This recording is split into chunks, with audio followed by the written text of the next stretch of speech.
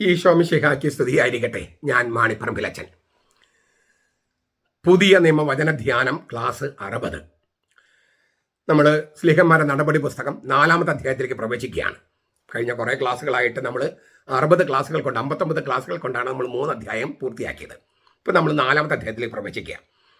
ഈ പത്രോസ് യോഹന്നാനൊക്കെ അറസ്റ്റ് ഭരിക്കുന്ന രംഗവും പിന്നെ വേറെ കുറേ വളരെ എന്താ പറയുക, കുറേ നമുക്കറിയാൻ പാടില്ലാത്ത ഒരുപാട് സംഗതികൾ അവതരിപ്പിക്കുന്ന ഒരു അധ്യായമാണ് സ്ലീഹന്മാരുടെ നടപടി പുസ്തകം 4-ാമത്തെ അധ്യായം. നമുക്കന്ന് കേൾക്കാം, എന്നിട്ട് അതിലത്തെ കുറച്ച് കാര്യങ്ങൾ പഠിക്കാം. അവർ ജനത്തോട് പ്രസംഗിച്ചു കൊണ്ടിരിക്കുമ്പോൾ തന്നെ പുരോഹിതന്മാരും ദേവാലയത്തിലെ പടനായകനും സദുക്കായരും അവർക്കെതിരെ ചെന്നു. അവർ ജനത്തെ പ്രബോധിപ്പിക്കുന്നതിലും യേശുവിൽ മരിച്ചവരിൽ നിന്നുള്ള ഉത്ഥാനമുണ്ടെന്ന് പ്രഘോഷിക്കുന്നതിലും അവർ നീരസപ്പെട്ടു. അവർ അവരെ പിടികൂടി വൈകുന്നേരമായതുകൊണ്ട് പിറ്റേ ദിവസം വരെ കാരാഗൃഹത്തിലാക്കി. എന്നാൽ അവരുടെ വചനം കേട്ടവരിൽ പലരും വിചിന്തിച്ചു. പുരുഷന്മാരുടെ എണ്ണം തന്നെ 5000-ഓളമായി. പിറ്റേന്നാൾ അവരുടെ പ്രമാണികളും ശ്രേഷ്ഠന്മാരും ശാസ്ത്രിമാരും യെറൂസലമിൽ സമ്മേളിച്ചു. മഹാപുരോഹിതനായ അന്നാസും കയഫാസും യോഹന്നാനും അലക്സാണ്ടറും മഹാപുരോഹിതന്റെ വംശത്തിലുള്ളവരൊക്കെയും അവിടെ ഉണ്ടായിരുന്നു. ഇവർ അവരെ നടുവിൽ നിർത്തി ഇങ്ങനെ ചോദിച്ചു, ഏത് ശക്തി കൊണ്ടാണ് അഥവാ ഏത് നാമത്തിലാണ് നിങ്ങൾ ഇത് ചെയ്തത്? പത്രോസ് പരിശുദ്ധാത്മാവ് നിറഞ്ഞവനായി അവരോട് പറഞ്ഞു. എന്താ പറഞ്ഞെന്ന് നമുക്ക് അടുത്ത ക്ലാസ്സിൽ ചിന്തിക്കാം. ഇതുവരെയുള്ളത് നമുക്ക് ഇപ്പം പഠിക്കാം.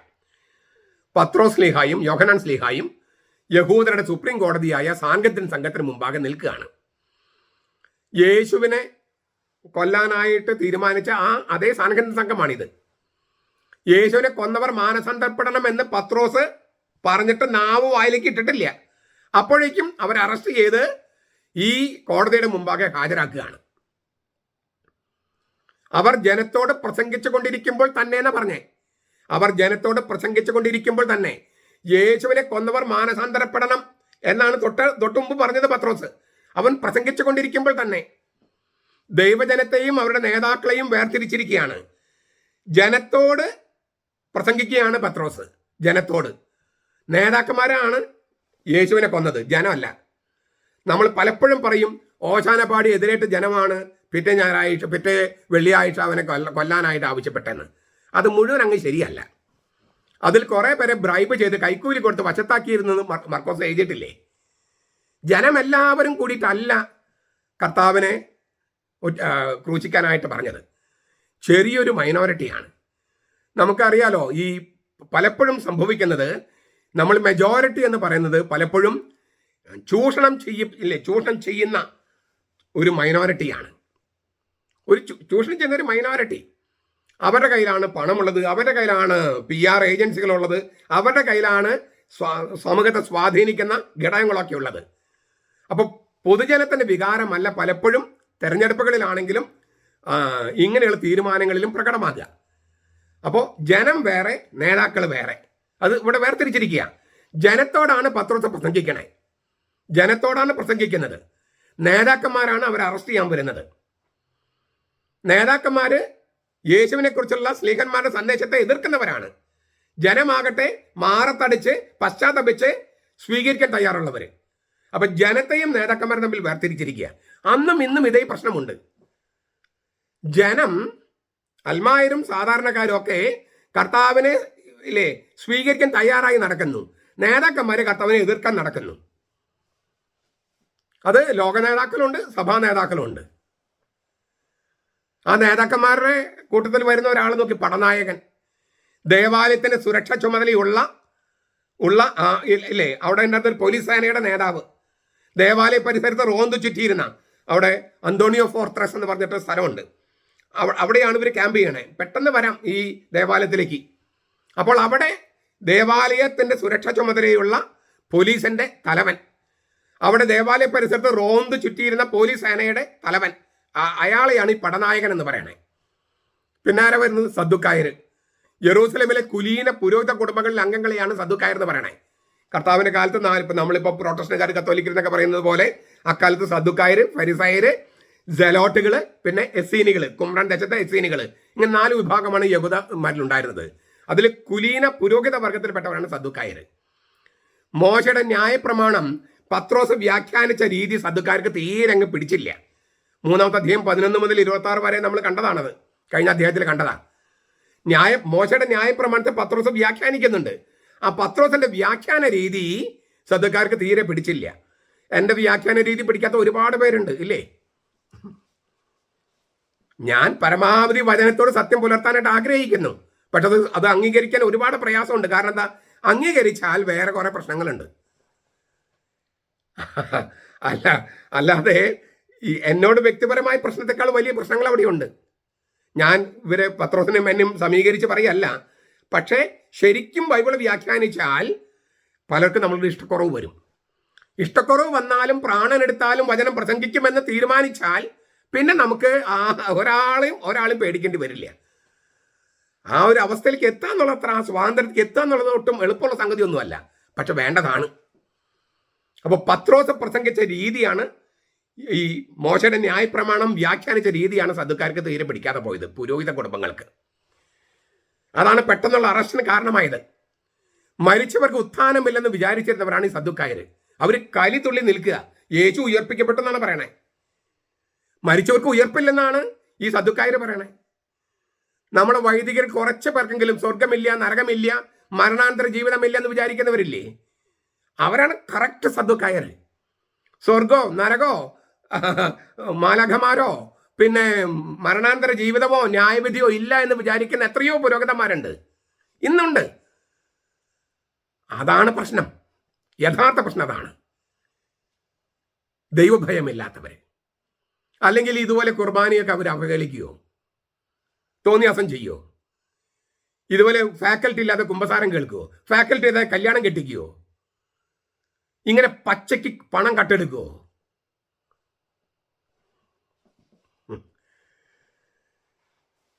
യേശു മരിച്ചവന് ഉത്ഥാനം ചെയ്തെന്ന് പ്രഘോഷിക്കുന്ന അപ്പസ്തോലന്മാരുടെ ഏറ്റവും അപകടകാരികളായ ശത്രുക്കളായിരുന്നു സദുക്കായർ, ഈ കുലീന പുരോഹിത കുടുംബങ്ങളിൽപ്പെട്ടവര്. അപ്പോൾ അവർ ജനത്തെ പ്രബോധിപ്പിക്കുന്നതിലും, അതായത് അപ്പസ്തോലന്മാരെ ജനത്തെ പ്രബോധിപ്പിക്കുന്നതിലും യേശുവിൽ മരിച്ചവരിൽ നിന്ന് ഉത്ഥാനമുണ്ടെന്ന് പ്രഘോഷിക്കുന്നതിലും അവർ നീരസപ്പെട്ടു. യേശുവിനെ ആധാരമാക്കിയിട്ട് മരിച്ചവരുടെ ഉത്ഥാനത്തെക്കുറിച്ച് പ്രഘോഷിക്കുകയും അല്ലെങ്കിൽ മരിച്ചവരിൽ നിന്നുള്ള ഉത്ഥാനത്തെ യേശുവിന്റെ ദൃഷ്ടാന്തത്തിൽ അറിയിക്കുകയും ചെയ്തു എന്നാണ് ഇവരെ അപ്പസ്തോലന്മാരെ കുറിച്ചുള്ള ആരോപണം. ഇത് മനസ്സിലാക്കാൻ വളരെ സിമ്പിളായിട്ട് ഞാൻ പറയാം. ഈ മരിച്ചവർക്ക് ഉത്ഥാനമുണ്ട്, അത് വിശ്വസിച്ചിരുന്ന ആളുകളാണ് ഫരിസയര്. സദുക്കാരെ നിഷേധിച്ചു, പക്ഷെ അവർ വിചാരിച്ചിരുന്നത് ലോകാവസാനത്തിൽ മരിച്ചവരുടെ ഉത്ഥാനമുണ്ടെന്നാണ്. ലോകാവസാനത്തിൽ പൗലോസൊക്കെ അങ്ങനെ വിചാരിച്ചിരുന്നേ. പക്ഷേ യേശു മരിച്ചവരിൽ ഉത്ഥാനം ചെയ്തു. ലോകാവസാനത്തിൽ നടക്കേണ്ട സംഗതി ലോകാവസാനത്തിന് മുമ്പേ സംഭവിച്ചു. അപ്പൊ എന്താ അർത്ഥം? ലോകാവസാനം തുടങ്ങിയിരിക്കുന്നു. ഞാൻ ഒന്നുകൂടി പറയാം. അന്ത്യകാലം എന്ന് പറഞ്ഞിട്ട് കുറെ പേര് നടക്കുന്നില്ലേ? കർത്താവ് വരുന്നു എന്നും പറഞ്ഞ്. കർത്താവ് എല്ലാ ദിവസവും കത്തോലിക്ക പള്ളിയിൽ വരുന്നു കുർബാനയിൽ. അത് കാണാതെയാണ് മതിലും എഴുതി വെച്ചിരിക്കുന്നതും പാറയിൽ എഴുതി വെച്ചിരിക്കുന്നതും കർത്താവ് വരുന്നു. എന്താണ് കർത്താവ് വരുന്നത് പറഞ്ഞാൽ അർത്ഥം? മാറാനാത്ത എന്ന് പറഞ്ഞാൽ കർത്താവെ വരണമേ എന്നും കർത്താവ് വന്നു കഴിഞ്ഞു എന്നുമാണ്. മാറാനാത്ത കർത്താവെ വരണമേ, മാറൻ അത്ത കർത്താവ് വന്നു കഴിഞ്ഞു കുർബാനയില്. അപ്പോ മനുഷ്യാവതാരം എന്ന ഒന്നാമത്തെ ആഗമനത്തിനും ദ്വിതീയാഗമനത്തിനും രണ്ടാമത്തെ വരവിനും ഇടയിൽ ഒരു ഇടക്കാല ആഗമനമുണ്ട് കർത്താവിന്റെ. അത് കൂദാശകളിലൂടെയാണ്. ആ ഇടക്കാല ആഗമനത്തെ കാണാതെ നമ്മൾ അന്ത്യകാലം എന്ന് പറഞ്ഞ് നടക്കുകയാണ്. എന്താണ് ഈ അന്ത്യകാലം? അന്ത്യകാലത്ത് സംഭവിക്കേണ്ടത്, ലോകാവസരത്തിൽ സംഭവിക്കുന്നത് എന്താണ്? മരിച്ചവരുടെ ഉത്ഥാനമാണ്. ലോകാവസരത്തിൽ നടക്കേണ്ട മരിച്ചവരുടെ ഉത്ഥാനം ലോകത്തിന്റെ നടുവിൽ, സമയത്തിന്റെ നടുവിൽ യേശു മരിച്ചവൻ ഉത്ഥാനം ചെയ്തിരിക്കുന്നു. അത് തിരിച്ചറിഞ്ഞപ്പോഴാണ് പൗലോസിലേക്ക് പറയുന്നത്, നാം അവസാനത്തെ നാളുകളിലാണ് ജീവിക്കുന്നത്. ലോകാവസാനം ലോകത്തിന്റെ നടുവിലേക്ക്, സമയത്തിന്റെ നടുവിലേക്ക് കർത്താവ് കൊണ്ടുവന്നിരിക്കുകയാണ്. അപ്പൊ ലോകാവസാനത്തിൽ നടക്കേണ്ടത് ലോകത്തിന്റെ നടുവിൽ, സമയത്തിന്റെ നടുവിൽ, കാലദേശങ്ങൾക്കുള്ളിൽ സംഭവിച്ചിരിക്കുന്നു. എന്ന് വെച്ചാൽ ഇപ്പൊ ലോകാവസാനം ആരംഭിച്ചു എന്നാണ്. യുഗാന്തം ആരംഭിച്ചു. ഇപ്പൊ ആരംഭിച്ചു. യേശുവിന്റെ ഉത്ഥാനത്തോടു കൂടി ആരംഭിച്ചു. ഇതാണ് പത്രോസ് പ്രസംഗിച്ചത്. മരിച്ചവർക്ക് ഉത്ഥാനമില്ല എന്ന് വിചാരിക്കുന്ന സദുക്കാരുടെ അടിത്തറയാണ് പത്രോസ് മാന്തണേ. യേശുവിൽ മരിച്ചവരുടെ പുനരുത്ഥാനമുണ്ട്, ലോകാവസാനം ഇപ്പൊ ആരംഭിച്ച് കഴിഞ്ഞിരിക്കുന്നു. ഫരിസയർക്കും ഇതൊരു അടിയാണ്. ഫരിസയർ വിചാരിക്കുന്ന ഈ ലോകാവസാനത്തിലാണ് മരിച്ചവർ ഉത്ഥാനം എന്നാ. ഇപ്പത് യേശു സമയത്തിന്റെ ഉള്ളിൽ, കാലദേശങ്ങൾക്കുള്ളിൽ മരിച്ചവർ ഉത്ഥാനം ചെയ്തിരിക്കുന്നു. അന്ത്യത്തിൽ നടക്കേണ്ടത് നടുവിൽ സംഭവിച്ചിരിക്കുന്നു. അപ്പം മരിച്ചവരിൽ നിന്നുള്ള പുനരുത്ഥാനത്തിന്റെ അടിസ്ഥാനം അഥവാ ആധാരം യേശുവിന്റെ ഉത്ഥാനമാണ്. യേശുവാണ് മരിച്ചവരിൽ നിന്നുള്ള ഉയർപ്പിന്റെ പ്രാണേതാവ്, the author of the resurrection. അതാണ് പത്രോസ് പറയുന്ന ഒന്നാമത്തെ കാര്യം. 2, മരിച്ചവർ ഉയർത്തെഴുന്നേൽക്കുമെന്ന് യേശുവിനെ ഉയർപ്പിച്ചുകൊണ്ട് ദൈവം ആവിഷ്കരിച്ചിരിക്കുന്നു. ചരിത്രത്തിൽ അത് യാഥാർത്ഥ്യമാക്കിയിരിക്കുന്നു. യേശു ഒരു ദൃഷ്ടാന്തം കൂടിയാണ്. പ്രാണേതാവ് മാത്രമല്ല, ദൃഷ്ടാന്തമാണ്. ഒരു മോഡലാണ്. ഓഥറാണ്, മോഡലാണ്. മരിച്ചവരിൽ നിന്നുള്ള ആദ്യ ജാതനാണ് യേശു. കൊളോസെ ലേഖനത്തിൽ 1:18 ഒരു നിരയിൽ ആദ്യത്തെ ആൾ എന്നല്ല അതിനർത്ഥം, അല്ലെ? മരിച്ചവരിൽ ആദ്യ ജാതൻ, 2ാമത്തെ ജാതൻ, 3ാമത്തെ ജാതൻ, അങ്ങനെ ഒരു നിരയിലെ ആദ്യത്തവൻ എന്നല്ല അതിനർത്ഥം. മറിച്ച് മരിച്ചവർ ഉയർപ്പിക്കപ്പെടുന്നതിന്റെ ജാമ്യം അല്ലെങ്കിൽ ഉറപ്പ് യേശുവിന്റെ ഉയർപ്പാണ്. ജാമ്യം നമ്മൾ പ്ലഡ്ജ് ചെയ്യില്ലേ, പണയം, അതായത് ജാമ്യത്തുക എന്ന് പറയില്ലേ. മരിച്ചവർക്ക് ഉയർപ്പുണ്ടെന്നുള്ളതിന്റെ ജാമ്യം, പ്ലഡ്ജ്, ഗ്യാരണ്ടി യേശുവിന്റെ ഉയർപ്പാണ്. അതിനെയാണ് ആദ്യജാതൻ എന്ന് പറയണേ. യേശുവിലൂടെയാണ് മനുഷ്യർ ഉയർപ്പിക്കപ്പെടുക എന്നാണ് അടുത്ത അർത്ഥം. പുനരുത്ഥാനം നിലനിൽക്കുന്നത് യേശു ആളിലൂടെയാണ്. യേശുവിലായിരുന്നാൽ മാത്രമേ മരണാനന്തര ജീവൻ പ്രാപിക്കാൻ പറ്റൂ. മറ്റൊരാളും, ബുദ്ധനോ രാമനോ കൃഷ്ണനോ മുഹമ്മദോ ഒന്നും തന്നെ മരിച്ചവൻ ഉത്ഥാനം ചെയ്തിട്ടില്ല. അതുകൊണ്ട് മരണാനന്തര ജീവിതം വേണമെന്ന് ആർക്കെങ്കിലും ആഗ്രഹമുണ്ടെങ്കിൽ അവർ യേശുവിലേക്ക് ഉൾച്ചേർക്കപ്പെടണം. യേശുവിലാണ് മരിച്ചവർ ഉയർപ്പിക്കപ്പെടുക. പുനരുത്ഥാനം നിലനിൽക്കുന്നത് യേശു എന്ന ആളിലൂടെയാണ്. ക്രിസ്തുവിലാണ് എല്ലാവരും ജീവിക്കുക. 1 കൊരിന്തോസ് 15:22. 5-ാമതായിട്ട് പറയാണ്, യേശു തന്നെയാണ് ഈ പുനരുത്ഥാനവും ജീവനും. മറിയത്തോടും മർത്തയോടും കർത്താവ് പല പ്രാവശ്യം പറയുന്നില്ലേ? യോഹന്നാന്റെ സുവിശേഷം 11-ാമത്തെ അധ്യായത്തില്, ഞാനാണ് പുനരുത്ഥാനം, ഞാനാണ് ജീവൻ. മനുഷ്യവംശത്തിന്റെ ഭാവി എന്ന് പറയുന്നത് ഒരാളാണ്, യേശു എന്ന ആള്. മരിച്ചവരിൽ ഉയർപ്പിക്കപ്പെട്ട യേശുവാണ് മനുഷ്യവംശത്തിന്റെ ഭാവി. അതിനാൽ യേശുവിൽ മരിച്ചവർ പുനരുത്ഥാനമുണ്ട് എന്ന് പത്രോസും യോഹന്നാനും പ്രസംഗിച്ചപ്പോ സദുക്കാർ അതിനെ എങ്ങനെയെങ്കിലും നശിപ്പിക്കാനായിട്ട് അവരുടെയും ഫരിസയരുടെയും ഒക്കെ അടിത്തറയാണ് ഇളക്കുന്നത് ഈ പത്രോസ് എന്ന് പറഞ്ഞ ഫരിസയൻ, ക്രിസ്ത്യാനിയായി തീർന്ന ഫരിസയൻ.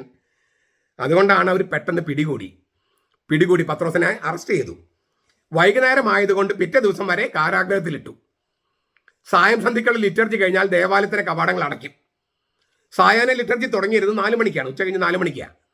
കുറ്റവാളികളെ പൊതുവെ പകൽ സമയത്താണ് വിചാരണ ചെയ്തിരുന്നത്. അതിനാൽ ദേവാലയത്തിന്റെ കെട്ടിട സമുച്ചയത്തിലുള്ള ഉൾമുറിയിൽ പത്രോസിനെയും യോഹന്നാനൊക്കെ പൂട്ടിയിട്ടു. കർത്താവിന്റെ കാര്യത്തിൽ അവർ ഇതൊക്കെ ലംഘിച്ചിട്ടുണ്ട്. കോടതി മുറകളൊക്കെ ലംഘിച്ചു. രാത്രിയും വിചാരണ ചെയ്തു, പുലർച്ചയ്ക്കും വിചാരണ ചെയ്തു.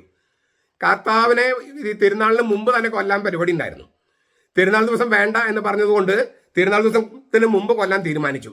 ഇതേക്കുറിച്ചൊക്കെ ഞാൻ വളരെ വിശദമായിട്ട് പെസഹ വ്യാഴാഴ്ചയുമായിട്ട് ബന്ധപ്പെട്ട് ഞാൻ പറഞ്ഞിട്ടുണ്ട്. ഇങ്ങനെ അപ്പസ്തോലന്മാരെ അറസ്റ്റ് ചെയ്ത് പൂട്ടിയിട്ടെന്ന് പറഞ്ഞിട്ട് അവിടെ എഴുതിയിരിക്കുക. പിന്നത്തെ വചനം കേട്ടോ, പിന്നത്തെ വചനം കേൾക്കണേ. എന്നാൽ അവരുടെ വചനം കേട്ടവരിൽ പലരും വിശ്വസിച്ചു. പുരുഷന്മാരുടെ എണ്ണം തന്നെ 5000-ഓളമായി. സ്ത്രീകൾ അതിനേക്കാൾ വളരെയേറെ എന്നർത്ഥം. സ്ത്രീകളും കുട്ടികളും ഒഴികെ 5000 നമ്മൾ മത്തായി പറയുന്നത് കേട്ടിട്ടില്ലേ? അതായത് അവരെ എണ്ണം പാടാണ്, സ്ത്രീകളും കുട്ടികളും എണ്ണം പാടാണ്, പുരുഷന്മാരെ എണ്ണം കുറവാണ്. അവർ തന്നെ 5000-ഓളമായി. ഈ പത്രോസിന്റെ പെന്തക്കോസ്ത പ്രസംഗം കേട്ട് വിശ്വസിച്ചവർ 3000 ആയിരുന്നു. ഇപ്പൊ 2000 കൂടി ചേർന്നു. അങ്ങനെ ആകെ 5000. വിശ്വസിക്കുന്നവരുടെ എണ്ണം കൂടുതലും പീഡിപ്പിക്കുന്നവരുടെ എണ്ണം കുറവുമാണെന്ന് നമ്മെ ഓർമ്മപ്പെടുത്തുകയാണ് ലൂക്കാസ്. മനസ്സിലാവുന്നുണ്ടോ? അതായത് പീഡിപ്പിക്കുന്നവരുടെ എണ്ണം കുറവാണ്, വിശ്വസിക്കുന്നവരുടെ എണ്ണമാണ് കൂടുതൽ. പക്ഷേ വിശ്വസിക്കുന്നവരുടെ എണ്ണം കൂടുതലാണെങ്കിലും പീഡിപ്പിക്കുന്നവരുടെ കഥയാണ് പത്രത്തിൽ വരിക. അങ്ങനെയല്ലേ ഞങ്ങളെ കണ്ടിരിക്കുന്നത്? ഇപ്പോഴും അങ്ങനെ തന്നെയല്ലേ? പക്ഷെ വിശ്വാസമുള്ളവർക്ക്, ആ കണ്ണുള്ളവർക്ക് മനസ്സിലാകും വിശ്വസിക്കുന്നവരാണ് കൂടുതൽ, പീഡിപ്പിക്കുന്നവർ വളരെ കുറവാണ്. പക്ഷെ പീഡിപ്പിക്കുന്നവരുടെ കഥയാണ് പത്രങ്ങൾ വരുള്ളൂ, സോഷ്യൽ മീഡിയയിൽ വരുള്ളൂ. പിറ്റേന്നാള് ഈ മഹാപുരോഹിതനായ അന്നാസ്, പിന്നെ കയ്യഫാസ്, യോഹന്നാൻ, അലക്സാണ്ടർ, ഇങ്ങനെ 4 പേരുടെ പേരോടെ പറഞ്ഞിട്ടുണ്ട്. നമ്മൾ വായിച്ചതാണ്. ക്രിസ്തുവർഷം 6 മുതൽ 15 വരെ മഹാപുരോഹിതനായിരുന്നു ഈ അന്നാസ്. റോമായുടെ ഗവർണറായിരുന്ന കിരീനിയൂസ് ആണ് അദ്ദേഹത്തെ നിയമിച്ചത്.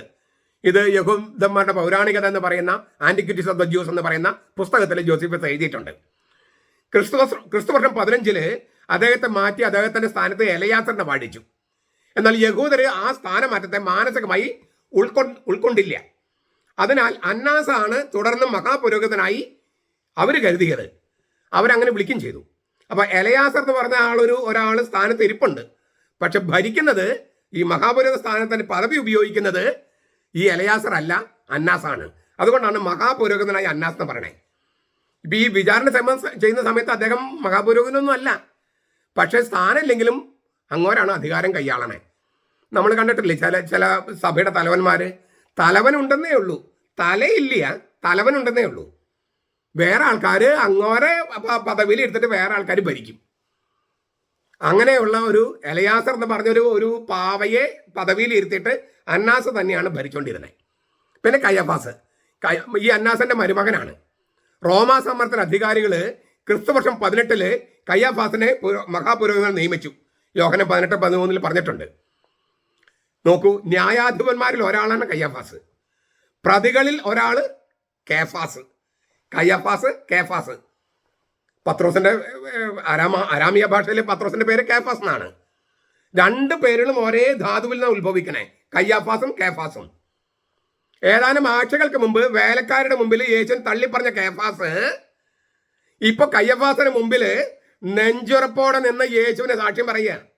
ഒരു വേലക്കാരുടെ മുമ്പിൽ പതറിപ്പോയതാണ് കേഫാസ്. ഇപ്പൊ കയ്യഫാസ് എന്ന് പറഞ്ഞ മഹാപുരോഹിതന്റെ മുമ്പിൽ ചങ്കുറപ്പോടെ, പരിശുദ്ധാത്മ ചങ്കുറപ്പോടെ നിൽക്കുകയാണ്, യേശുവിന് വേണ്ടി മരിക്കാൻ തയ്യാറായിട്ട്. മരിക്കാൻ തയ്യാറായവന്റെ ഉള്ളിലെ ഉറപ്പാണ് ധീരത. മരിക്കാൻ, താൻ വിശ്വസിക്കുന്ന കാര്യത്തിന് വേണ്ടി മരിക്കാൻ തയ്യാറായവന്റെ നെഞ്ചിൽ ഉറപ്പിനെയാണ് നമ്മൾ ചങ്കുറപ്പെന്ന് പറയില്ലേ, അതാണ് ധീരത. പരിശുദ്ധാത്മന ദാനങ്ങളിൽ ഒന്നാണത്, ആത്മധൈര്യം. താൻ വിശ്വസിക്കുന്ന കാര്യത്തിന് വേണ്ടി മരിക്കാൻ തയ്യാറാകുന്നവന്റെ ചങ്കിൽ ഉറപ്പ്, അതാണ് ആത്മധൈര്യം. അത് പരിശുദ്ധാത്മാവ് നൽകുന്നതാ. ചെറിയ തോതിൽ ജനിക്കുമ്പോൾ തന്നെ കിട്ടും.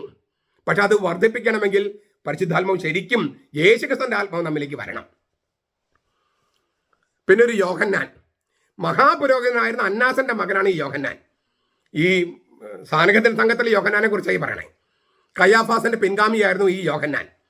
ഈ യോഹന്നാനെ മഹാപുരോഹിതനായി വാഴിച്ചത് ക്രിസ്തുവർഷം 36 പീലാത്തോസിനെ മാറ്റിയ വർഷം. പീലാത്തോസിനെ മാറ്റുന്നത് 36 ഈ ന്യായാധിപന്മാരിൽ ഒരാൾ യോഹന്നാൻ, പ്രതികളിൽ ഒരാൾ യോഹന്നാൻ സ്ലീഹ.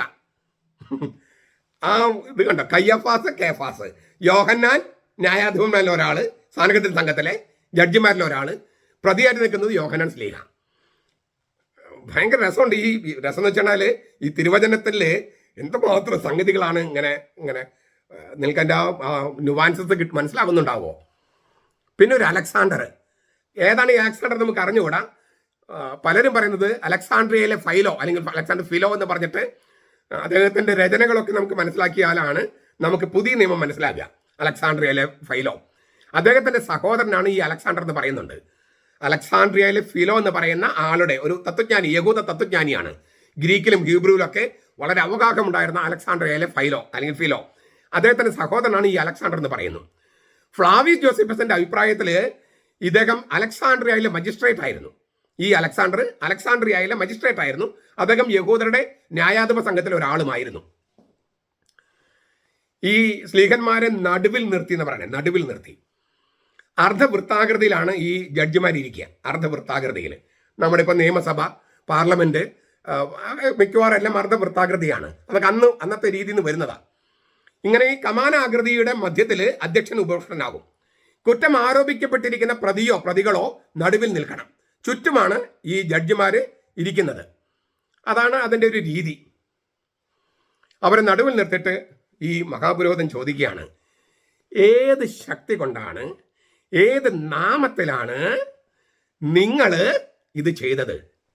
ഏത് പ്രസംഗവും ആ പ്രസംഗത്തിലേക്ക് നയിച്ച 3-ാമത്തെ അധ്യായത്തിൽ പറഞ്ഞ രോഗശാന്തി, ഏത് ശക്തി കൊണ്ടാണ്, ഏത് നാമത്തിലാണ് നിങ്ങൾ ഇത് ചെയ്തത്? ആ രോഗശാന്തി നൽകിയതും അതിനുശേഷം യേശു ഉയർത്തെഴുന്നേറ്റുവെന്നും അങ്ങനെ ഉയർത്തെഴുന്നേറ്റതിനാൽ യുഗാന്തം വന്നുവെന്നും നമ്മുടെ ഉയർപ്പ് അവനിലാണെന്നും നിങ്ങൾ പ്രസംഗിക്കുന്നത് ഏത് ശക്തിയിലാണ്, ഏത് നാമത്തിലാണ്? സ്ലീഹന്മാരുടെ കൈവശമുള്ള ശക്തി എന്താണ്? അപ്പസ്തോലന്മാർ ഉച്ചരിക്കുന്ന നാമത്തിന്റെ സ്വഭാവം എന്താണ്? പുച്ഛം കലർന്നതും മുനവെച്ചതുമായ ചോദ്യങ്ങളാണിത് സ്വാഭാവികമായും. എങ്കിലും മന്ത്രശക്തി ഉപയോഗിച്ചാണോ മുടന്തനെ സുഖപ്പെടുത്തിയത് എന്നാണ് ചോദ്യത്തിന്റെ അർത്ഥം. അതേസമയം എന്തെങ്കിലും മന്ത്രശക്തി ഉപയോഗിച്ചാണോ? അതേസമയം ഈ ചോദ്യത്തിലൊരു സന്ദേശം നൽകുന്നുണ്ട് ഇല്ലേ? മുനവെച്ച ചോദ്യമാണ്. എന്ത് മന്ത്രശക്തിയാണ്, ഏത് മന്ത്രനാമമാണ് നിങ്ങൾ ഉച്ചരിച്ചത് രോഗശാന്തി നൽകാൻ, ഇങ്ങനെ പ്രസംഗിക്കാൻ? അതൊക്കെ മുനവെച്ച ചോദ്യം. പക്ഷെ അതിലൂടെ ഒരു ഐറണി, വ്യവക്ഷേപം അവതരിപ്പിക്കുന്നുണ്ട്. യേശുവിൻ്റെ നാമത്തിലാണ് സൗഖ്യം നൽകിയത്, യേശുവിൻ്റെ നാമത്തിൽ. അപ്പം നിങ്ങൾ കൊന്നുകളഞ്ഞ യേശു ഉണ്ടല്ലോ, ആ യേശു മരിച്ചിട്ടില്ല. നിങ്ങൾ എന്ത് മന്ത്രശക്തി എന്ന് ചോദിച്ചല്ലോ, മന്ത്രശക്തിയല്ല, യേശുവിൻ്റെ നാമത്തിലാണ്. നിങ്ങൾ കൊന്നുകളഞ്ഞില്ലേ ഏതാനും ദിവസങ്ങൾക്ക് മുമ്പ്, ആ യേശുവിൻ്റെ നാമത്തിലാണ്. ആ യേശു മരിച്ചിട്ടില്ലെന്നർത്ഥം. ഉത്ഥാനം ചെയ്തവനും സ്വർഗത്തിൽ പിതാവിന്റെ വലത്ത് ഭാഗത്ത് ഇരുന്ന് ഭൂമിയിൽ ഭരണം നടത്തുന്നവനുമായ കർത്താവിന്റെ നാമത്തിലാണ് ഞങ്ങൾ ചെയ്യണേ. മനസ്സിലായോ? കയഫാസ്, അന്നാസ്, യോഹന്നാൻ, അലക്സാണ്ടർ, ബാക്കിയുള്ള 71 ന്യായാധിപന്മാരെ. 71 കണക്കൊക്കെ ഞാൻ കഴിഞ്ഞ ദിവസം പറഞ്ഞായിരുന്നു, എങ്ങനെയാണ് 71 ന്യായാധിപന്മാർ വന്നതെന്ന്. ഇതൊക്കെ പറയാനായിട്ട് പത്രോസിന് എങ്ങനെ കഴിഞ്ഞു എന്ന് അവിടെ എഴുതിയിട്ടുണ്ട്. 8-ാമത്തെ വാക്യത്തിൽ പത്രോസ് പരിശുദ്ധാത്മാവ് നിറഞ്ഞവനായി. വിചാരണ ചെയ്യപ്പെടുമ്പോൾ എന്താണ്, എങ്ങനെയാണ് പറയേണ്ടതെന്ന് പരിശുദ്ധാത്മാവ് ആ നാഴികയിൽ തന്നെ പഠിപ്പിക്കുമെന്ന് യേശു വാഗ്ദാനം ചെയ്തിരുന്നു. ലൂക്കാസിന്റെ സുവിശേഷം 12-ാം അധ്യായം 11-ാമത്തെ വാക്യത്തിൽ. അത് പത്രോസിന് നിവൃത്തിയാകുക. അതായത് ഈ അറസ്റ്റ് ചെയ്യപ്പെട്ട് ഇങ്ങനെ വിചാരണ ചെയ്യപ്പെടുന്ന സമയത്ത് പത്രോസ് പരിശുദ്ധാത്മാവിന്റെ നിയന്ത്രണത്തിലാണ് പത്രോസ്, യോഹന്നാൻ സ്ലീഹയും. ഇപ്പൊ നമുക്ക് വേണമെങ്കിൽ ഒരു ചോദ്യം ഇവിടെ ഉന്നയിക്കാം. അപ്പൊ പെന്തക്കോസ്ത ദിവസം പരിശുദ്ധാത്മാവ് കൊണ്ട് നിറഞ്ഞതല്ലേ? അതെ, അത് പോരാ. എല്ലാ ദിവസവും പരിശുദ്ധാത്മാവ് കൊണ്ട് നിറയണം. പരിശുദ്ധാത്മാവിന്റെ നിറവിൽ പത്രോസും വളരണം, നമ്മളും വളരണം. പരിശുദ്ധാത്മാവിനാൽ ഭൂജാതനായ യേശു പോലും പരിശുദ്ധാത്മാവിന്റെ നിറവിൽ വളർന്നുവെന്ന് എത്ര പ്രാവശ്യം ലൂക്കാസ് എഴുതിയിരിക്കുന്നത്? ലൂക്കാസ് 34-35 പറയുന്നത് പരിശുദ്ധാത്മാവിനാൽ അവൻ ഭൂജാതനായി. പിന്നെ 3:21 പറയാണ് അവന്റെ മേൽ പരിശുദ്ധാത്മാവ് വന്നു. 4:1 പറയാണ് പരിശുദ്ധാത്മാവ് നയിക്കപ്പെട്ടു. 4:14 പറയാണ് അവൻ പരിശുദ്ധാത്മാവിന്റെ നിറവിലായിരുന്നു. ഇത് നമുക്കൊരു പ്രധാനപ്പെട്ട സംഗതിയാണ്. മാമോദിസ സ്വീകരിച്ച മാത്രം പോരാ. മാമോദിസ സ്വീകരിച്ചോണ്ട് അപ്പൊ പരിശുദ്ധാത്മാവ് കിട്ടി. പിന്നെ സൈരലേപനം, മറ്റു കൂദാശകള്, പിന്നെ അതിൽ വളരെ കുർബാന സ്വീകരിച്ചുകൊണ്ട് എല്ലാ ദിവസവും ആത്മാവായി, ജീവദായകനായ ആത്മാവായി വരുന്ന കർത്താവിനെ സ്വീകരിച്ച് വളർന്നുകൊണ്ടിരിക്കണം. പരിശുദ്ധാത്മാവിന്റെ നിറവിൽ വളർന്നുകൊണ്ടിരിക്കണം. അപ്പോഴാണ് വിചാരണ ചെയ്യപ്പെടുകയോ അറസ്റ്റ് ചെയ്യപ്പെടുകയോ സഭയ്ക്ക് ഒരു ആവശ്യം വരുമ്പോൾ സഭയ്ക്ക് വേണ്ടി മരിക്കാൻ തയ്യാറാകുന്ന ആ ശക്തി കിട്ടുന്നത് പരിശുദ്ധാത്മാവിൽ വളരുമ്പോഴാണ്. എനിക്കും നിങ്ങൾക്കും നിർണായകമായ ഒരു കാലത്ത് നമ്മൾ ജീവിക്കണേ. വിശ്വാസി ഇതുപോലെ പ്രതിസന്ധി നേരിട്ടിരിക്കുന്ന ഒരു കാലം മുൻപുണ്ടായിട്ടില്ല നമ്മുടെ സഭയിൽ.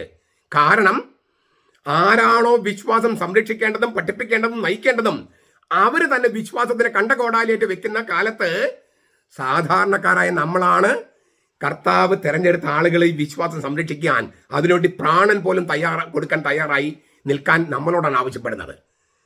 നമ്മുടെ കർത്താവ് നമുക്ക് നൽകിയ ആ വിശ്വാസം സംരക്ഷിക്കുന്നതിൽ നമ്മളെ നയിക്കേണ്ടവരിൽ പലരും പരാജയപ്പെട്ട് നിൽക്കുകയാണ്. എന്ത് ചെയ്യണമെന്നറിയാതെ അന്തം വിട്ട് നിൽക്കുകയാണ്. അജ്ഞതയും അഹങ്കാരവും നിമിത്തമാണ് അവർക്ക് ചെയ്യാൻ പറ്റാത്തത്. പക്ഷെ നമ്മളെ സാധാരണക്കാരെ കർത്താവ് തിരഞ്ഞെടുത്തിരിക്കുക. പത്രോസ് സാധാരണക്കാരനായിരുന്നു, ഒരു മുക്കവൻ. പാർട്ട്ണർഷിപ്പ് ബിസിനസ് ഒക്കെ ഉണ്ടായിരുന്നു. യോഹന്നാന്റെ അപ്പൻ പുരോഹിതനായിരുന്നു. അപ്പോൾ തീർത്തും അറിവില്ലാത്തവരൊന്നുമല്ല, പക്ഷെ സാധാരണക്കാരായിരുന്നു. നമ്മളും സാധാരണക്കാരാണ്. നമ്മളെയാണ് കർത്താവ് തിരഞ്ഞെടുത്താണ്, എന്നെയും നിങ്ങളെയും. നമ്മൾ ആ ദൗത്യം തിരിച്ചറിയുന്നുണ്ടോ? ആ ദൗത്യത്തോട് പ്രസാദാത്മകമായി പ്രതികരിക്കാൻ തയ്യാറുണ്ടോ? നമ്മുടെ കർത്താവ് ഈശോ മിശിഹായുടെ കൃപയും പിതാവായ ദൈവത്തിന്റെ സ്നേഹവും പരിശുദ്ധാത്മാവിന്റെ സഹവാസവും നാം എല്ലാവരോടും കൂടി ഉണ്ടായിരിക്കട്ടെ, ഇപ്പോഴും എപ്പോഴും എന്നേക്കും. ആമേൻ.